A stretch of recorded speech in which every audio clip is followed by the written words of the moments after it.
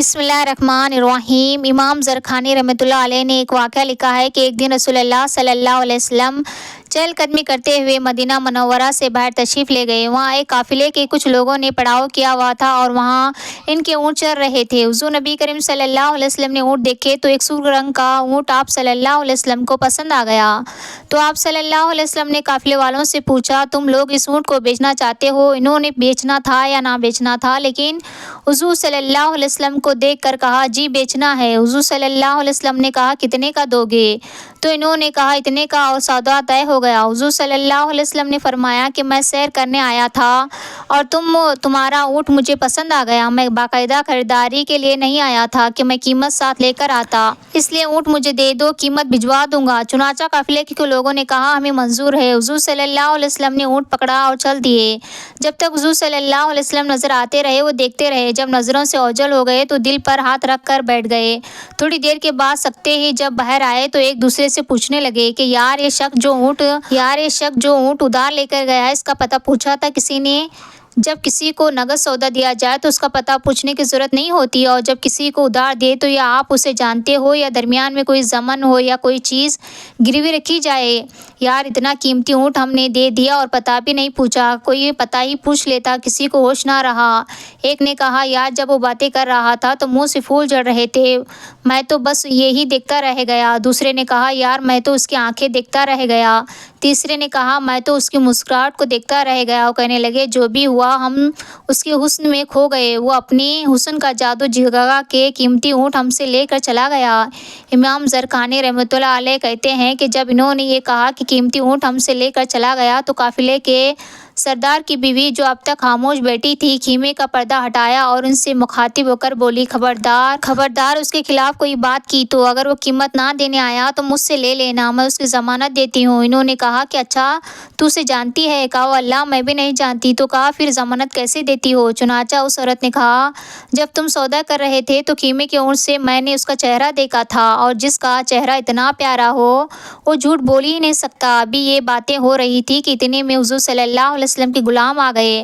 کہا، کون ہے وہ لوگ جس سے ہمارے آقا صلی اللہ علیہ وسلم نے اونٹ خریدا تھا؟ انہوں نے کہا، جی ہم لوگ ہیں۔ حضور صلی اللہ علیہ وسلم کے غلاموں نے کہا، یہ حضور صلی اللہ علیہ وسلم نے کھجوریں تمہاری ضیافت کے لیے بھیجی ہے اور یہ تمہاری قیمت ہے۔ انہوں نے کہا، قیمت میں بعد میں دینا، ہم خود بک چکے ہیں، ہمیں پہلے یہ بتاؤ کہ وہ رہتا کہاں ہے؟ حضور صلی اللہ علیہ وسلم کے غلاموں نے کہا، وہ سامنے جو کھجوروں کی جھنڈ ہے یہیں ٹھہرے ہیں ہمارے آقا۔ کہ وہ عورت پکار اٹھی کہ دیکھا، یہ شخص جتنا صورت کا حسین تھا سیرت کا بھی اتنا ہی حسین نکلا۔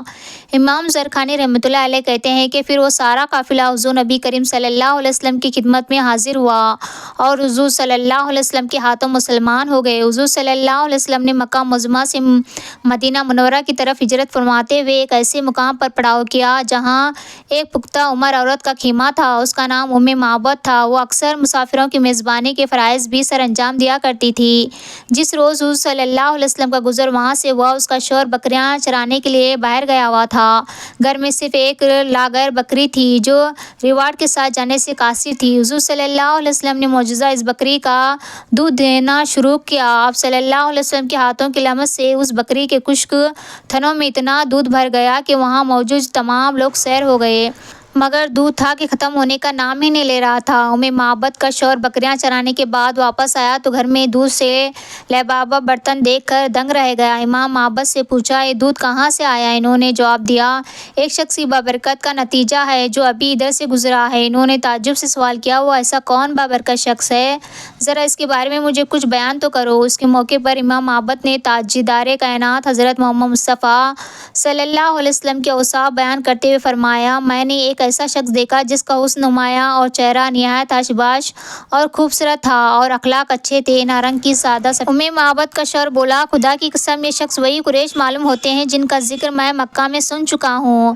میں ارادہ کر چکا ہوں کہ ان کی صحبت کا شرف حاصل کروں گا، اگر کوئی ذریعہ میسر آیا تو ضرور ان کی خدمت اقدس میں حاضری دوں گا۔ یہ عرب کی ایک دیہاتی خاتون کا انداز بیان ہے جن میں نبی کریم صلی اللہ علیہ وسلم کے حلیے مبارک اور سرپائی کی تصویر کشی کی گئی ہے۔ ایک شخص در رسول اللہ صلی اللہ علیہ وسلم پر کلمہ پڑھنے آیا، مسلمان ہونے کے بعد نبی کریم صلی اللہ علیہ وسلم کی بارگاہ میں عرض کرنے لگا، یا رسول اللہ صلی اللہ علیہ وسلم، یا رسول اللہ صلی اللہ علیہ وسلم، ایک بات پوچھنی ہے۔ تو حضور صلی اللہ علیہ وسلم نے فرمایا، پوچھو۔ کہنے لگا، یا رسول اللہ صلی اللہ علیہ وسلم، دور جہالت میں ہم نے جو نیکیاں کی اس کا بھی اللہ تعالیٰ ہمیں اجر عطا فرمائے گا، کیا اس کا بھی اجر ہمیں ملے گا؟